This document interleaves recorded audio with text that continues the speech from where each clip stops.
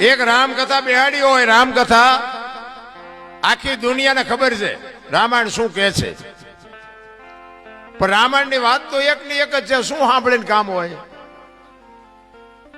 અયોધ્યા નગરી દશરથ રાજા ને 4 દીકરા વનમાં ગયા, રામ ને સીતાજી ને રાવણ લઈ ગયો, રામ હનુમાન ન્યાય ગયા, રામે રાવણ ને માર્યો ને અવતાર્યા પાછા. વાત તો આવડી આજ છે કે બીજું કઈ? તો શું સાંભળ કરવાનું, બીજું કઈ કામ જ નથી.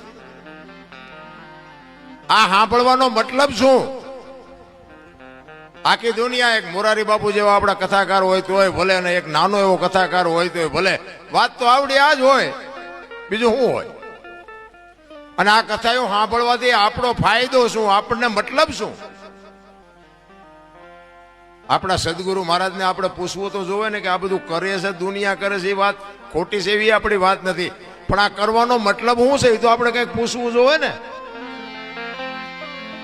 પણ રામકથા તમે બેહાડી હોય, લાખો રૂપિયાનો ખર્ચો કર્યો હોય, અને વક્તા કથા કહેતો વાત કરતો હોય કે રામ અને ભરતનો પ્રસંગ આવે, અને એ પ્રસંગ સાંભળ્યા પછી નાનો ભાઈ મોટા ભાઈનો વિખવાદ હોય, અને નાનો ભાઈ ઘરે આવીને મોટા ભાઈને જો બથ ભરી લે, સમજી લેજો કથા બેહાડી. મોટા ભાઈ, અત્યાર સુધી હું તમને ન સમજી શક્યો, પણ આ રામકથા સાંભળ્યા પછી મને ખબર પડી કે ભાઈ ભાઈનો કેવો પ્રેમ હોય. મારી ભૂલ થઈ હોય તો માફ કરજો, તો સમજી લેજો કે આ કથા આપણે બેહારી.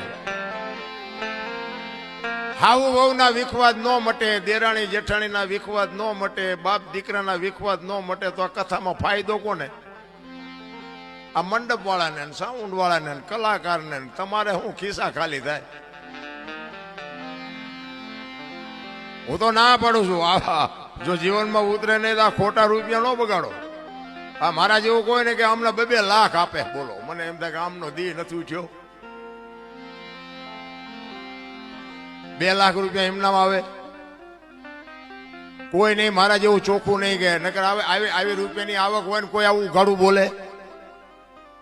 બીજી વાર એમ કે ને કે આને ન બોલાવાય. પણ હું તો સત્ય કહું છું બાપુ, 10 ની નોટ છોકરાને ન આપી શકતા હોય, અમને તમે 2-2 લાખ રૂપિયા આપો અને જીવનમાં તમને ન ઉતરે તો બાપુ દુનિયાનું કાંઈ વળે નહીં.